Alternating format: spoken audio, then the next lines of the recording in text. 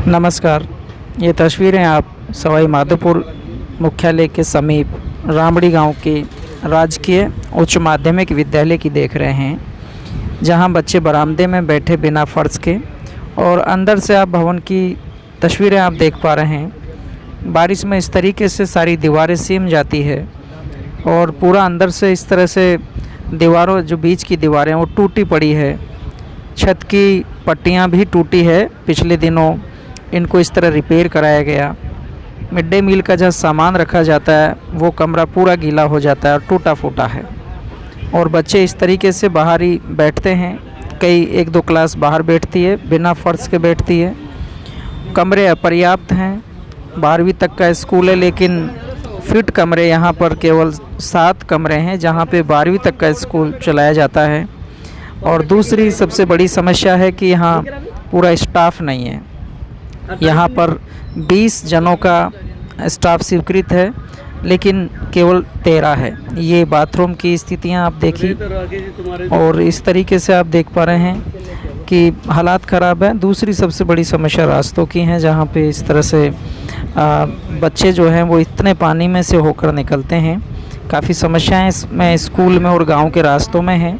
जिम्मेदारों को ध्यान देना चाहिए और कार्रवाई करनी चाहिए। नाम है विनीता गुप्ता जी। आप यहाँ कार्यवाहक प्रधानाचार्य हैं रामड़ी उच्च माध्यमिक विद्यालय में, ठीक है।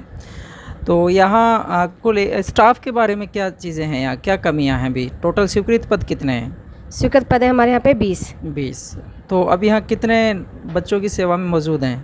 अभी 13 है, मंत्रालय कर्मचारी LDC सहित। ठीक है। 7 जने भी कम है या 7 जने भी कम स्टाफ में। वो 7 जो पद हैं कम हैं, उनमें कौन कौन है, क्या सब्जेक्ट के हैं? एक तो है हमारे प्रधानाचार्य जी का पद खाली है। उसके बाद है ये है 1 अगस्त से। ठीक है। और 2 है लेक्चरर। एक लेक्चरर है ज्योग्राफी के, उनका रिक्त पद है 1 सितंबर से। और एक है पॉलिटिकल साइंस का, वह है 1 जुलाई से रिक्त पद खाली है। और एक है 3rd ग्रेड कर्मचारी कार्मिक है, उसका पद भी खाली है। और दो सफाई कर्मी हैं, 2 सफाई कर्मचारी, तो 7 हो गए। 7 हो गए टोटल ऐसे। एक वाइस प्रिंसिपल की पोस्ट भी खाली है। ठीक है।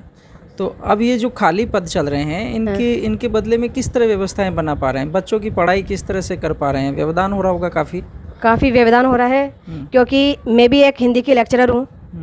तो मुझे कार्यवाहक प्रधानाचार्य बनाया गया है। तो मुझे 2-2 का कार्यभार दिया गया है। एक तो लेक्चरर का दिया गया है और एक प्रिंसिपल का दिया गया है। तो मैं भी बच्चों को सही ढंग से समय नहीं दे पाती हूँ। और रही बात पॉलिटिकल साइंस की और ज्योग्राफी की, तो पॉलिटिकल साइंस के लिए भी मैंने हमारे यहाँ पे तृतीय श्रेणी कर्मचारी है, उनको व्यवस्था के रूप में मैंने लगा रखा है।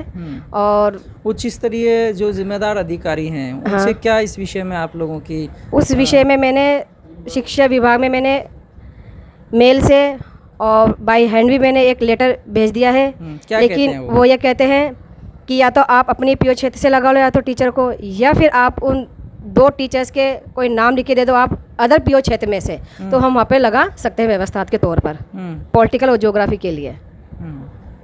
ये कह रहे हैं वो? ये कह रहे हैं वो अभी तक तो। और स्थायी व्यवस्था के लिए क्या कह रहे हैं? स्थायी व्यवस्था के लिए तभी कोई DPC या फिर कोई ट्रांसफर के माध्यम से DPC से यहाँ बढ़ दी जाएंगे उससे।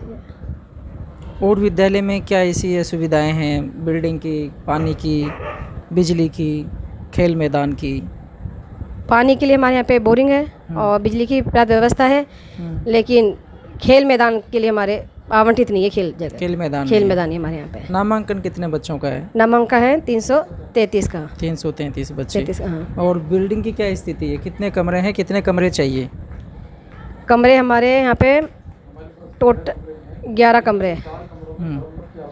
4 मरम्मत की आवश्यकता। 11 कमरे हैं आपके पास, जिनमें फिट 7 कमरे हैं। 7 कमरे फिट, बाकी में पानी आता है। बाकी में पानी आता है, बच्चों को बैठा नहीं सकते उनके इस नीचे। विषय में आपने अधिकारियों को अवगत कराया होगा कि भाई इस तरह से बिल्डिंग भी हमारी ख़राब है? समय पर अधिकारियों को सूचना दी जा रही है। तो आपके जो कमरे अभी पूरी तरह फिट नहीं हैं, 7 ही 6 ही कमरे हैं, बाकी कमरों की व्यवस्था के लिए क्या चल रहा है?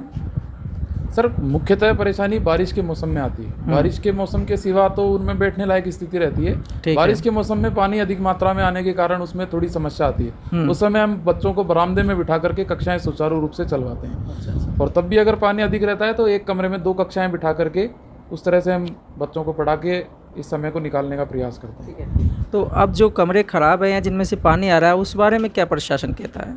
जिम्मेदार जो आपके अधिकारी क्या कहते हैं? उच्च अधिकारियों ने इस बारे में हमने उनको अवगत कराने के पश्चात उन्होंने कहा है कि जल्दी ही आपकी इसकी छत या मरम्मत के कार्य प्रारंभ करवा दिए जाएंगे और जो आंशिक मरम्मत के कार्य हैं वो आप अपने स्तर पे करवा सकते हैं, जिसके लिए हमने हमारे जो ये कमरे हैं इनके ऊपर स्टाफ से सहयोग लेकर के हमारे पूर्व प्रधानाचार्य जी ने डैम प्रूफ का कार्य 17,000 रुपये लगा करके करवाया था, जिससे काफ़ी कुछ पानी आने की समस्या का समाधान हुआ है।